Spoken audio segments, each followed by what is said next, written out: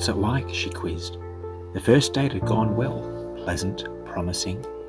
As we pulled off the highway, I could tell a question was brewing. "What's it like, being an introvert?" she continued, like a creative one, her semi-staccato sentences finished. We kicked off our shoes and she tied the hem of her flowy dress up. Late winter sunshine made way for late winter sea breezes. Me, still warm from the spicy Indian lunch, enjoyed the cool change, while she pulled her cute denim jacket around her. I bought a little camera, perhaps she'd had a similar one back in the day. It was the type a family would take on picnics and holidays to capture those quick snaps. I'd hoped for a few photos of my date. There's something special about giving a girl a real photograph after a date. Sure, photos on your phone are good, but if you're looking to seal the deal with a gal, film is where it's at.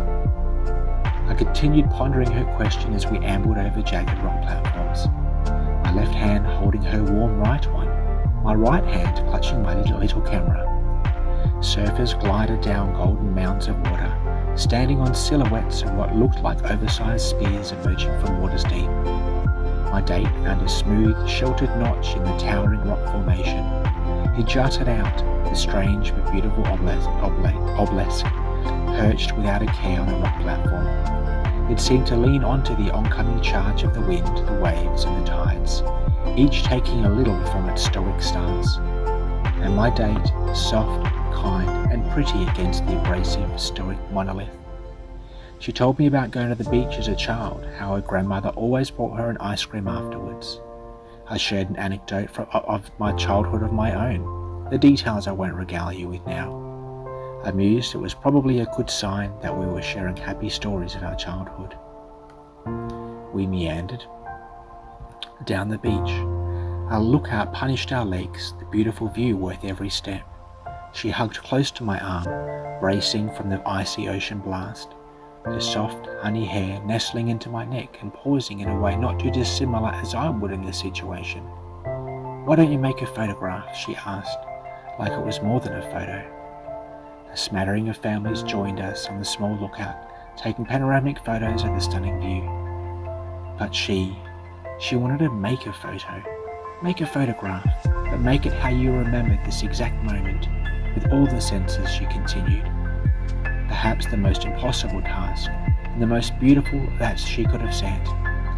It would have been both easier and more agreeable to kiss her in this perfect moment. Perhaps at this stage of lives we wanted more. We passed a group of young adults spilling out of the surf club, spilling like the drinks they spilled without care or concern. Dressed not to impress but for fun, they wobbled away on bikes. We slowly sauntered back up the beach, the sun creeping over the western horizon, sharpening gold across the coastline as it slept for one more day. Surfers gingerly danced their cold bodies out of the cold water onto the cold sand and jiggled under a cold shower before undressing behind a towel. I sat on the rock wall as the final rays of the day melted. Like earlier, she nestled in, wrapping my arm around her. "So what is it?" she asked again. "This introverted, creative brain, how's it work?" she quizzed. "It's like making a photograph with a sound. Like writing a poem you can feel. It's like mushing, combining senses through together in your mind and making new realities with them. I suppose in the end, it's just a way to make sense of it all. Some people use math. Some people use philosophy, ideology, or religion. Some people try and not use anything at all and try and push it away, try and push it out, try and push it within. For me, I suppose, it's about embracing it all, chewing it to find each single element, each small taste, flavour, smell, sound, colour, each little bit, then rebuilding it, synthesizing it, and hopefully creating something that someone else can feel. I suppose that's the essence of it all. My camera snapped its last photo, and I knew it would probably be too dark for anything fantastic to develop. I walked back to my little car, blowing hot air into my cold hands so I could grip the keys in my pocket.